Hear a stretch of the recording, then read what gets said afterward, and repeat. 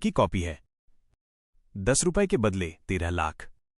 सेठ ने अभी दुकान खोली ही थी, एल की एक औरत आई और बोली, सेठ जी, ये अपने 10 रुपए लो। सेठ उस गरीब सी औरत को प्रश्नवाचक नजरों से देखने लगा, जैसे पूछ रहा हो कि मैंने कब तुम्हें 10 रुपए दिए।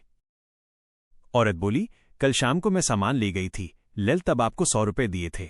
70 रुपए का सामान खरीदा था, आपने 30 रुपए की जगह मुझे 40 रुपए वापस दे दिए। सेठ ने 10 रुपए को माथे से लगाया, फिर गले में डालते हुए बोला, एक बात बताइए बहन जी, आप सामान खरीदते समय कितने मोल भाव कर रही थी? 5 रुपए कम करवाने के लिए आपने कितनी बहस की थी, और अब ये 10 रुपए लौटाने चली आई? औरत बोली, पैसे कम करवाना मेरा हक है, मगर एक बार मोल भाव होने के बाद उस चीज के कम पैसा देना पाप है। सेठ बोला, लेकिन आपने कम पैसे कहाँ दिए? आपने पूरे पैसे दिए थे। ये 10 रुपया तो मेरी गलती से आपके पास चला गया, रख लेती तो मुझे कोई फर्क नहीं पड़ने वाला था।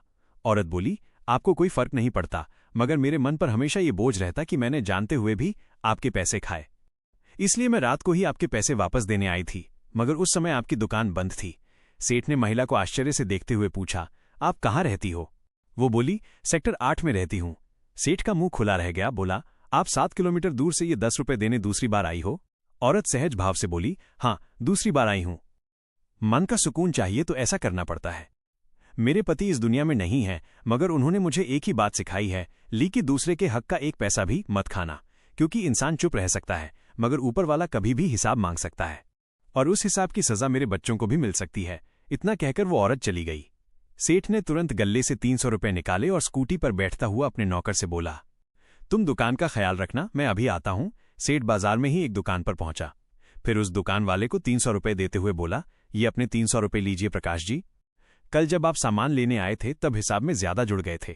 प्रकाश हंसते हुए बोला, पैसे हिसाब में ज्यादा जुड़ गए थे तो आप तब दे देते जब मैं दोबारा दुकान पर आता, इतनी सुबह सुबह आप 300 रुपए देने चले आए। सेठ बोला, जब आप दोबारा आते तब तक मैं मर जाता, तब आपके मुझ पे 300 रुपए निकलते हैं, ये आपको तो पता ही नहीं था ना, इसलिए देना जरूरी था।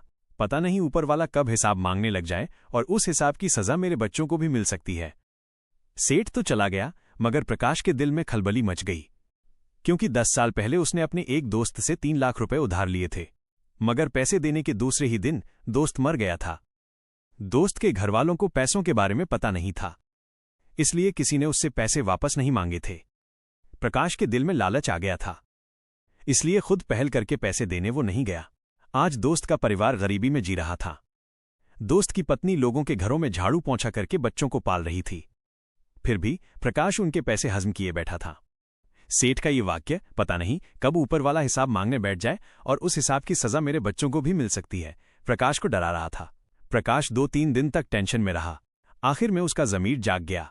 उसने बैंक से 13 लाख रुपए निकाले और पैसे लेकर दोस्त के घर पहुंच गया।